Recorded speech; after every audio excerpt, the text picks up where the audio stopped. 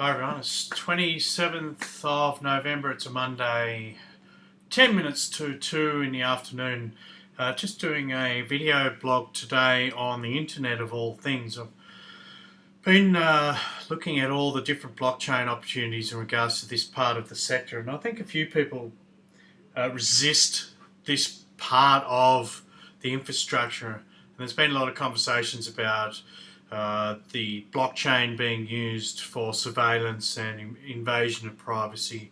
And on the other side of that, you've got the opposite of that, which is the encryption and the ability to create platforms that provide secure avenues for privacy and encryption. And that's why we've got the banking sector interested in the financial sector. We've got all these financial platforms. And in regards to the Internet of all things, talking about bringing in technology that enables all the things in our life, our smart devices, even the things in our home and lighting and all the electrical goods and those type of things, and bringing them into, I suppose, into one place and where we can control them from our phone. And that, the options are endless. And I think whether or not you think that that's a part of the big scheme of things or not, I think there's a great potential for being able to provide seamless technology into our lives. And I think we've got to be mindful of technology as well. It seems to be that we see it now. Everyone's got their face down in their phones, and there's this connection to technology that we need to break. And I think I think it's possible. It comes down to being mindful, and I think there's also a little bit of trickery at play. I mean, I know they're using frequencies and certain light frequencies to attract people, and endorphins, swipes and all these things get you into a never-ending cycle or a circle or a cycle. Endorphins racing through the brain, we get trapped. So you've got to be careful of what we do. And I can see that being no different when we start bringing technology into our homes and we're doing everything from our phone. And we've just got to be mindful about that. Now, the thing about Hdac, I've looked into it, and there's other ones. There are other platforms that are bringing Internet of all things as a concept to life, and that's where technology is really going to be moving forward. So I think there's things like IOTA, and then there's MyBit. I think I've looked into that a little bit. I mean, my eyes are on Hdac for a couple of reasons, and I've been digging in a little bit deeper into what Hdac's all about. Now, they've got their token distribution in about 5 hours, as you can see with the clock as I do this video. But I found some information. Now, they're not Korean, they're actually a Swiss foundation. However, a lot of the founders and the developers behind Hdac are Korean, and they did do a lot of their initial ICOs back in March to the Korean community, and I think they raised around about 14,000 Bitcoin in the pre-sale. Now, there's been a little bit of talk because the market's changed a lot since March. So a lot of these people got some good benefits from buying in early in Hdac, and there's been a bit of talk that these people might dump on the market once Hdac goes live. And there's always that risk. And I think there was an initial hatred towards ICOs because of that. Initially, people were making 3 times their money, and then there was a bit of an ICO dump pattern happening. And I think it's relative to the individual entity that you're investing in, because I've actually invested in a couple of ICOs recently, and they've all gone times 3 times 5, and they've pretty much held their price since then. So it really comes down to fundamentals of the actual platform and the technology that you're investing in. So you can't just put all ICOs in one basket and call them a scam and things like that. I think that's just a bit silly.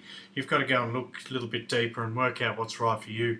The thing with Hdac is that they, apart from being Swiss, I think, and having a Korean market, I can see this being part of a world adoption in regards to going to be fully integrated with the Hdac technology. So what that actually means, I'm not 100% sure, but I assume it's, the lighting, maybe getting into the apartment, security, that type of thing. So it'll be very interesting to see where they go with that and how they move forward.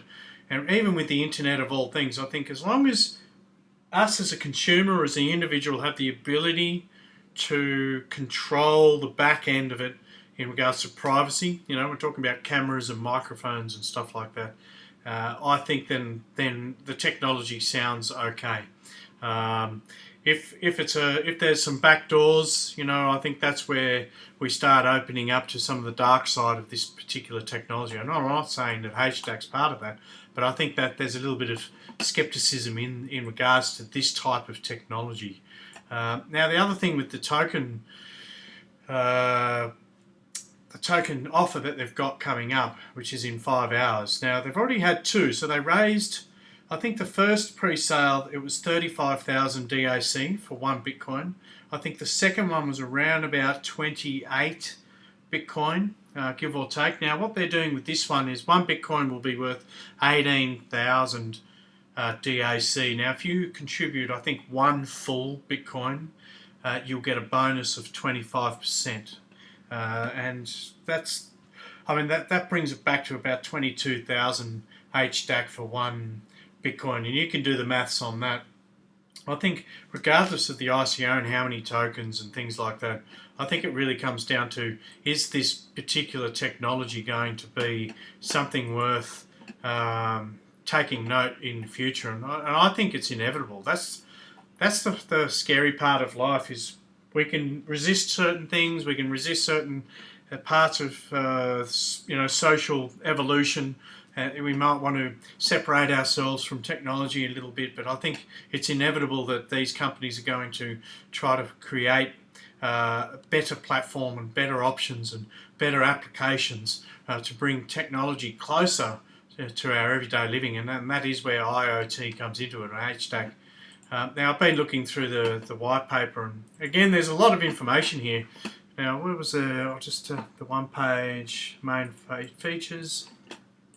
I did have this open, and I'm just going to open it up. There's a lot of information here on how it all works, and how Hdac is going to actually bring the technology into our living room, really, and how that works through the blockchain and nodes, and where the information goes, and what sort of authentication devices are going to be involved. I think they're talking about watches and iPads, and obviously our phones and those type of things are going to be involved. And I think there's going to be an evolution in that area. And this is something you can have a little read of. I'm not going to go into it too much. I did have a little look. Where is it? Just down here. There's a good little info graphic. There's a whole heap of them in here. It's not coming up. It's always away. So that's all I wanted to talk to you about, was Hdac and the fact that got an ICO coming up. Whether you get involved or not, that's up to you.